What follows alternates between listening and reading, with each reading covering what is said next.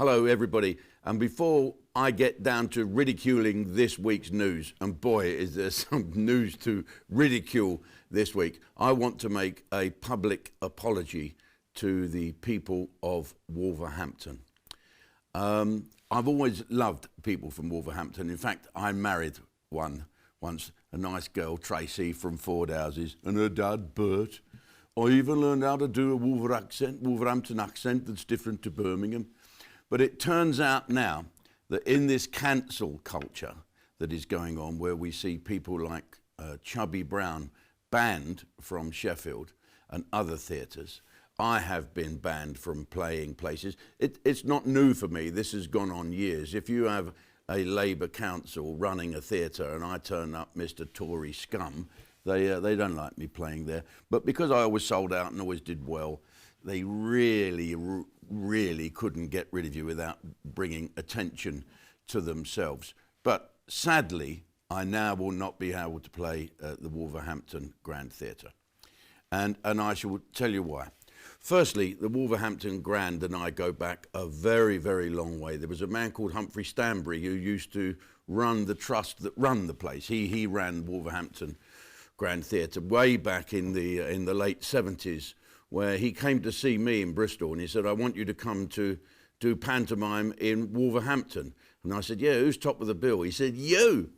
And I stayed there and had a fabulous time. I loved the theatre, I loved the crew, I loved the people of Wolverhampton.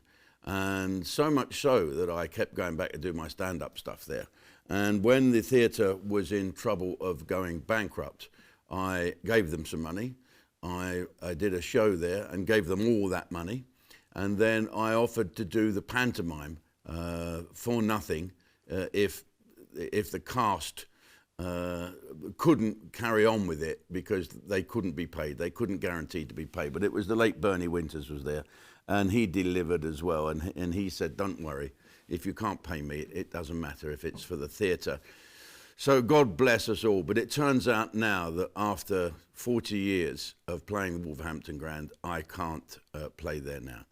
Now, before you all start saying this is cancel culture, I believe this is my fault. Let me explain. About 18 months ago, I was booked there to do my stand-up show, and so I turn up, and there's a little stage doory bit round the back. It's quite good because they have a stage door person, like the old days, you know, with a cat.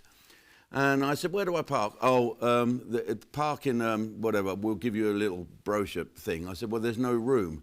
Oh, okay. I said, leave it to me. So I went out, and next to the stage door, if you come out the stage door and turn right, there's a sort of a yard there, very, very narrow yard, about the size of about the width of a lay-by. And you can park your nose of your car in there. I think it was a Sunday night. And so in went the car. Afterwards, I came out and found that the car had been chained up. Now this little car park didn't belong to the theatre, it belonged to their neighbours.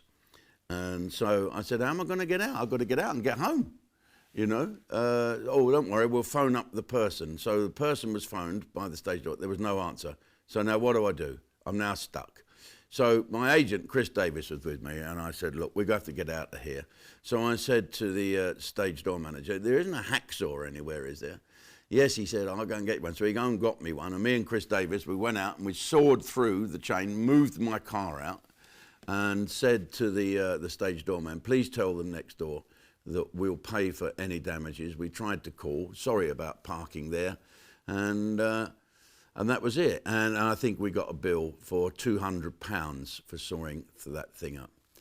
But it now turns out, 18 months later, when we call up to say we'd like to come back to the theatre, please, what's the deal? They said, we can't have him. Why, he caused so much fuss with our neighbours who we were arguing with because he sawed the chain in half. Okay. So I spoke to the manager, Adrian, and Adrian's always been that someone, he says that he sticks up for me, and when he speaks to the trustees, who particularly don't want to be involved with the Jim Davidson brand for some reason, he's always stuck up for me, as has the rather straight-laced, wonderful Vicky Price, the PR girl. And so now I was speaking to them saying, look, surely you can't be serious that you're not going to allow the people of Wolverhampton to see me because of a chain that I cut in half and paid for. This is ridiculous. But his hands are tied, apparently.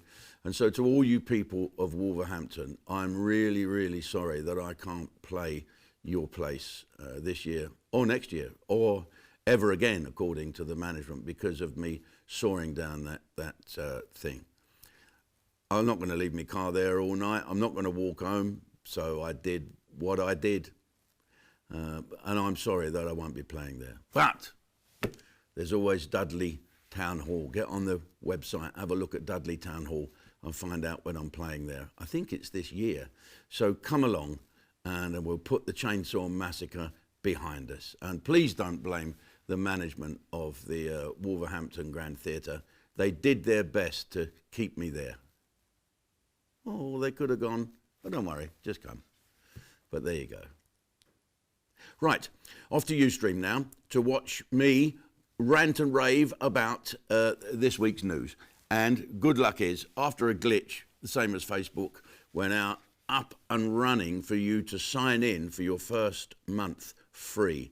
Okay, sign up for your first month free. And the first thing you do is watch me, obviously, and then go and have a look at my new DVD, as I call it. It's a download, it's a thing, it's a concert. And all the members of Ustream can see it for free, or you can download it from our shop. And now you can buy it in good old-fashioned DVD-ness as well from the shop. So nip over to Ustream, sign up, okay, and have a 3 month. And sorry about the Chainsaw Massacre.